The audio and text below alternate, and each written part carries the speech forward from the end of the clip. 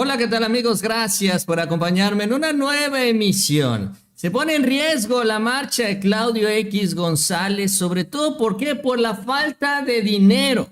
En estas últimas horas salió a relucir el porqué. Se dio esta gran convocatoria en la manifestación organizada por Claudio también cuando decían que el INE no se tocaba, ¿se acuerdan? Esta marcha organizada por organizaciones no gubernamentales, las famosas ONGs.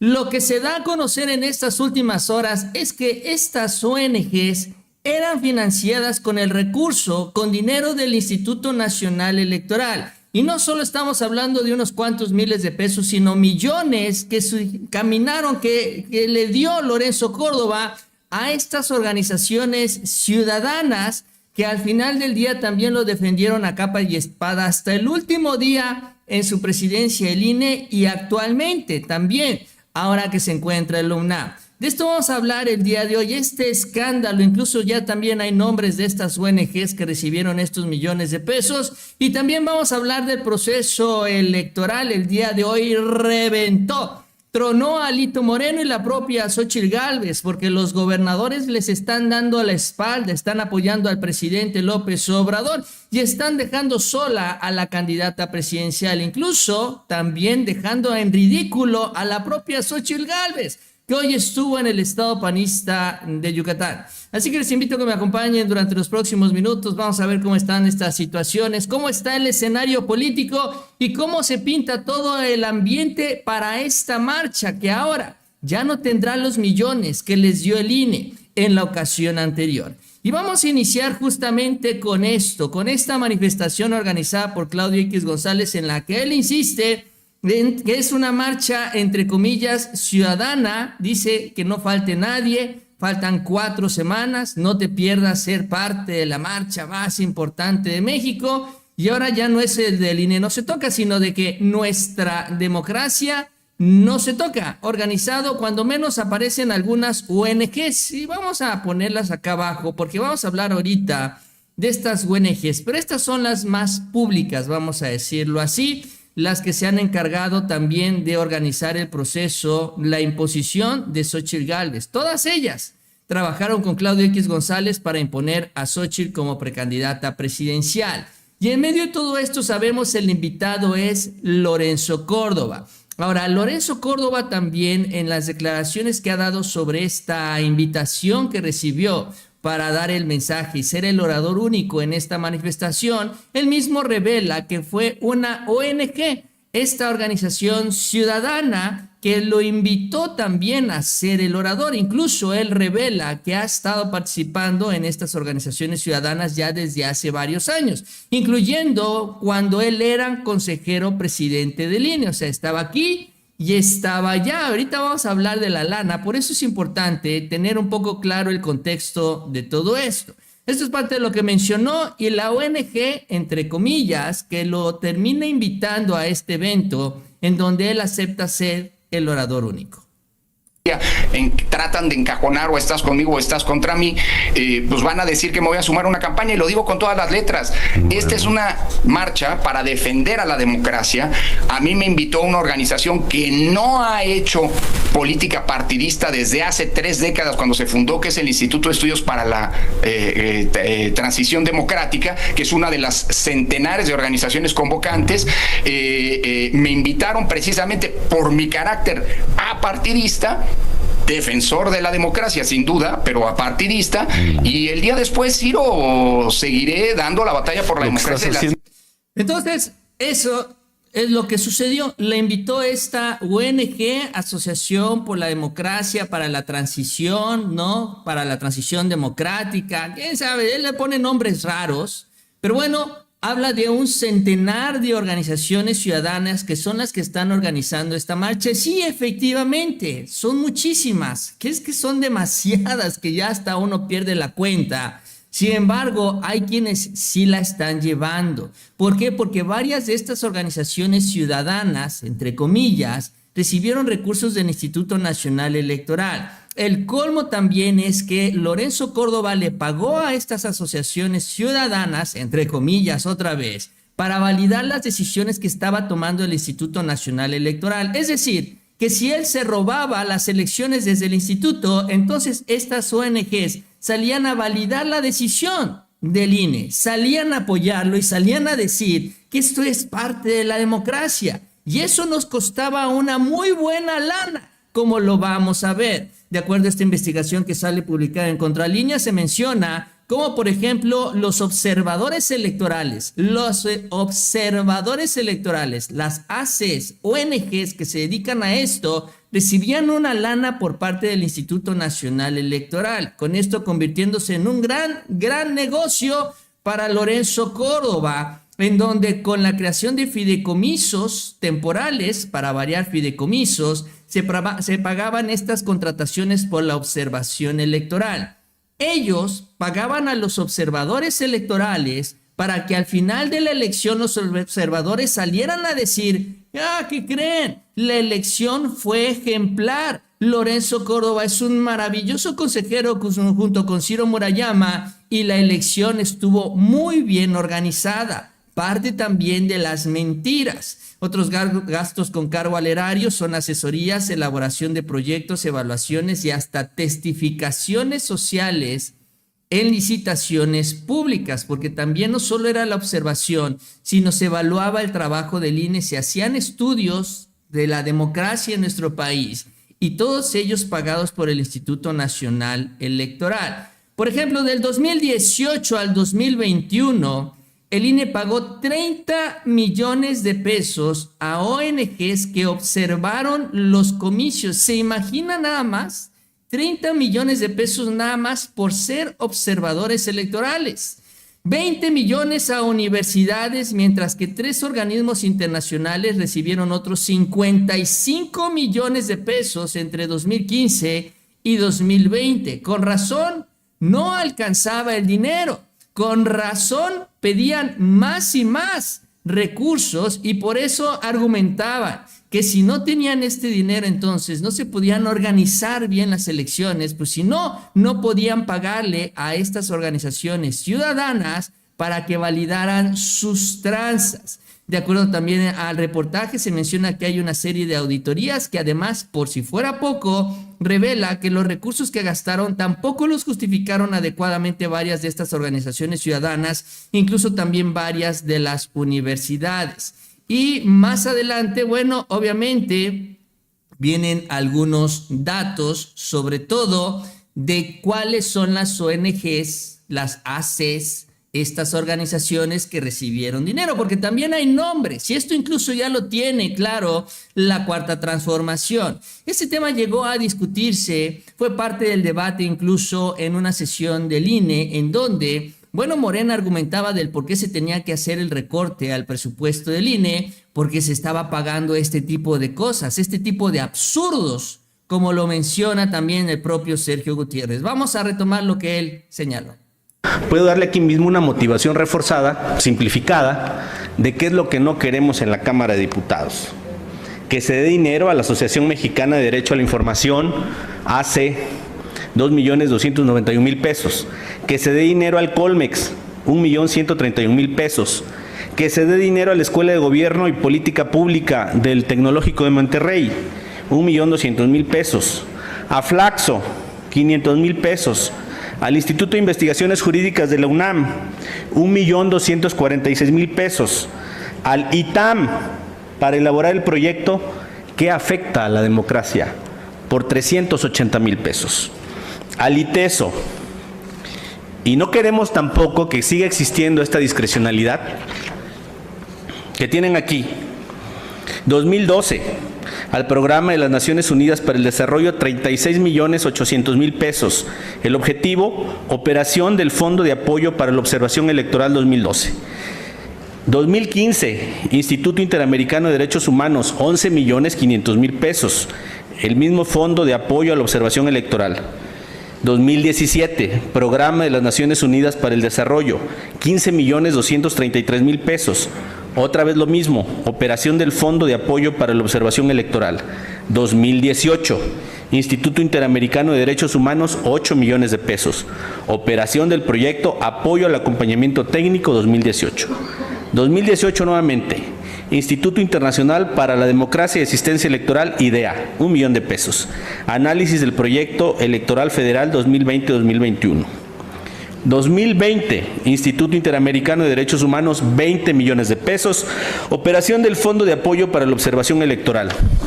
Ese dinero era utilizado para que luego estos entes internacionales defendieran a Lorenzo, lo acompañaran en el debate público político que él tenía. Eso es lo que ya no queremos en la Cámara de Diputados. Y eso es lo que hacía Lorenzo Córdoba. Así es como él validaba las acciones en el Instituto Nacional Electoral. Por eso es que él salía a presumir, es que el INE tiene un gran prestigio internacional. Claro, si nos costaba casi 100 millones de pesos, como lo revela el propio Sergio Gutiérrez, nada de eso salía de a gratis, todo eso salía del bolsillo de nosotros, de los mexicanos, y con esto Lorenzo Córdoba podía hacer todos los fraudes en el Instituto Nacional Electoral, y todos eran validados por estas organizaciones nacionales e internacionales. Así es como se validó el fraude en nuestro país durante los últimos años.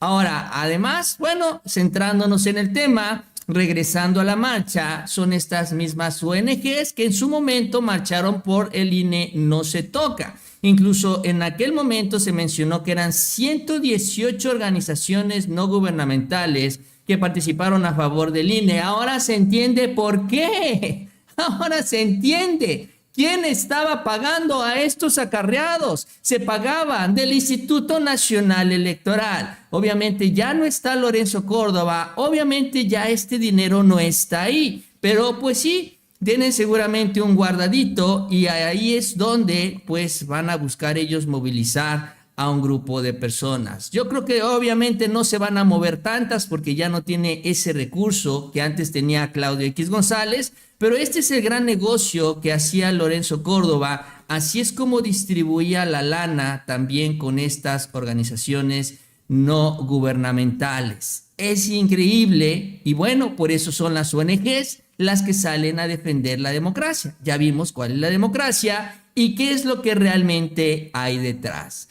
Sobre este tema, Claudia Sheinbaum también sobre la marcha y esto de la democracia y la defensa de la democracia, habló justamente el día de hoy. Vamos con la cuarta transformación y ya un poco con el escenario político, porque hoy ella tomó protesta como candidata.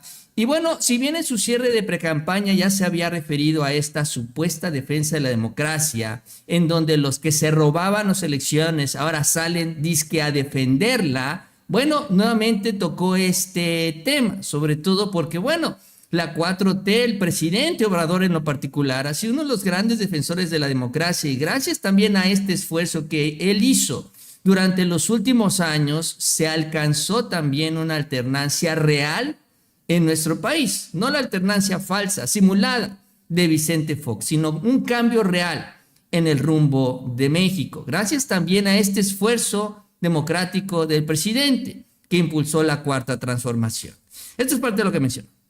La libertad es la lucha histórica del pueblo de México por la democracia. La libertad es la lucha histórica del pueblo de México por una vida digna. La libertad no es esos regímenes que cerraron el espacio de los periodistas para poder decir lo que quisieran decir. Si hay libertad es ahora. Ahora hay libre expresión, ahora hay libertad de movilización, ahora hay libertad de reunión. La libertad es nuestra reivindicación. La democracia, nosotros, digo nosotros, nuestro movimiento, nuestro pueblo, es quien ha permitido el espacio democrático. Nosotros luchamos contra el fraude electoral del 88, contra el del 2006 y vamos a seguir luchando por la democracia porque nosotros creemos en la democracia. Ellos nunca creyeron en la democracia. Por eso la libertad, la democracia es una reivindicación del humanismo mexicano. Pues es parte de lo que menciona también Claudia sobre ese tema, porque ahora se quieren robar esto, la bandera de la democracia, los que se encargaban, insisto, de robarse las elecciones, de validar el fraude electoral, de pagar también, de maiciar no solo a los chayoteros, sino a organizaciones nacionales e internacionales para validar decisiones fraudulentas en el Instituto Nacional Electoral. Es que es increíble, son unos cínicos, pero bueno. Aún así, ellos tienen toda la libertad de marchar como lo está organizando Claudio X González, ahora que ya no será financiado por parte del Instituto Nacional Electoral. Y en el escenario político, bueno, todo esto que viene sucediendo, pues sí, les viene preocupando también a este bloque opositor, porque las cosas, pues ya lo hemos hablado y lo sabemos muy bien, no pintan nada bien para la propia Xóchitl Gálvez. Incluso en estas últimas horas también se ha dado una serie de contradicciones entre la propia candidata y gobernadores de este bloque, tanto del PAN como del PRI. Por ejemplo, Xóchitl Gálvez el día de hoy estuvo en el informe de labores de Mauricio Vila, presumiendo que cuando se gobierna, dice ella, de la mano de la gente se dan resultados. Presumiendo también que es un orgullo ser testigo de que en seguridad, educación y reducción de la pobreza, Yucatán es un ejemplo para México. Incluso fue un poquito más para allá, ¿no? Xóchitl Gálvez dijo que hay que hablar de yucatanizar al país, o sea que las políticas públicas que se aplican allá se apliquen en el resto de México, porque dice ella, miren cómo el PAN sí sabe gobernar, pero sobre todo también con el tema, dos temas, la seguridad, dice, y la pobreza. Eso es lo que presume Xóchitl Gálvez. Y se metió en camisa de 11 varas porque la terminaron desmintiendo. Vamos a escuchar parte de lo que dijo Xóchitl y vamos a ver lo que dice el propio gobernador. Los datos que cómo han reducido la incidencia de delitos desde el que llegó hasta ahora, pues ese es el resultado, pero eso se nota en la calle, no hay que decirlo en los números. Eso me da mucho gusto ver un Yucatán seguro. ¿Es posible yucatanizar al país? Yo le he dicho que sí, porque justo eso que él dijo es como, hoy no puedo yo mencionar todo esto, pero lo dije a lo largo de mi precampaña, pues estas apuestas que ha hecho aquí en Yucatán hacia enseñar a los niños robótica, darles clases de inglés, apostarle a la seguridad pública, pues eso es lo que da resultados, eso es lo que saca a la gente de la pobreza y se nota con el informe de Mauricio cuando dice cómo se redujo la pobreza extrema, cómo se redujo la pobreza en general. Esa es la fórmula, de verdad. Pues eso es lo que dice ella, que es básicamente lo que dice el presidente. Vamos a atender las causas de la pobreza, con eso también atendemos el tema de la seguridad y damos mayores oportunidades a los jóvenes. Hay un programa de jóvenes construyendo el futuro para que los jóvenes se capaciten y también tengan empleo. Es básicamente lo mismo que lo que está haciendo el presidente López Obrador, lo que anda presumiendo Xóchitl Gálvez allá en Yucatán, que por cierto lo dice cada que le conviene, porque por ejemplo en el otro lado del péndulo, en Guanajuato, también gobernado por el PAN, el estado más violento del país, allá ella le lavó las manos al gobernador y dijo que el gobernador no tiene nada que ver con la seguridad de su estado, o sea, ellos no son responsables de la inseguridad en los estados. Bueno, entonces, ¿lo es o no lo es? Porque en Yucatán se la pasa presumiendo de que gracias al gobernador hay seguridad y en Guanajuato dice es que acá hay inseguridad por culpa del presidente López Obrador, porque el gobernador no es el responsable. O sea, hasta en eso Xóchitl Gálvez ni siquiera sabe lo que está diciendo. Pero lo peor no solo es que Xóchitl Gálvez va en contra de Xóchitl Gálvez o contradice a la misma precandidata, ella misma solita se empieza a contradecir, sino que en realidad también quien le da luces es el propio gobernador de Yucatán. Y es que Mauricio Vila, durante una visita que tuvo el presidente López Obrador ahí hace algunos días, también se refirió a este escenario, al tema de la seguridad, al tema de la pobreza, y reconoció que gracias al esfuerzo que ha hecho el gobierno federal, gracias a los programas que ha impulsado desde Palacio Nacional, allá en Yucatán, porque se ha decidido coordinar Mauricio Vila con el presidente, se ha avanzado en esto, en atender la pobreza y obviamente en fortalecer el asunto de la seguridad. Lo dice el propio gobernador, lo dice el propio Mauricio Vila. Esto es lo que señaló él, desmintiendo totalmente a Xóchitl Gálvez, ¿no? Es que está completamente perdida la precandidata de este bloque opositor. Pero hoy también, presidente, quiero decirle que gracias al trabajo coordinado tenemos el salario promedio más alto en la historia de Yucatán. Hace falta por hacer porque todavía estamos por debajo de otros estados de la República, pero vamos por buen camino. Por citar unos ejemplos, a nivel nacional el ingreso de las familias creció 11%, en Yucatán creció 17%. El 10% de la población más pobre, su salario a nivel nacional en promedio creció 17%. En Yucatán creció 44%. Quiero decirle, presidente, que además, en los últimos 2 años, gracias al trabajo coordinado, 236,000 yucatecas y yucatecos salieron de la pobreza. ¿Esto qué quiere decir? Que la fórmula de trabajo que hemos emprendido en Yucatán, de trabajar de manera coordinada, de hacer un lado colores, de hacer un lado partidos, está dando resultado. Y yo por eso le quiero agradecer esa voluntad y esa disposición al presidente de la República, para quien quiero pedir un fuerte aplauso. Pues es lo que dice el gobernador de Yucatán. O sea, es lo que dice el propio Mauricio Vila. Estos son los datos que presentó el día de hoy en su informe de gobierno. Y todo esto tiene que ver con el trabajo coordinado entre el gobierno federal y los gobernadores. Porque aunque Xóchitl Gálvez salga a decir en Guanajuato, Diego Sinue no tiene responsabilidad. No, sí la tiene. Sí la tiene. Es uno de los principales responsables de que Guanajuato tenga el mayor índice de inseguridad en el país, junto con el propio Samarripa, que ha sido denunciado por el presidente López Obrador. El contraste es este. Cuando el gobernador decide trabajar de manera coordinada con el gobierno federal, se alcanzan resultados positivos, y eso es lo que se está viendo en Yucatán. Y no solo eso, esta experiencia y todo esto que está sucediendo en Yucatán también lo están viendo otros gobernadores de oposición. Otro caso también que se está registrando de manera muy similar es el caso de Durango.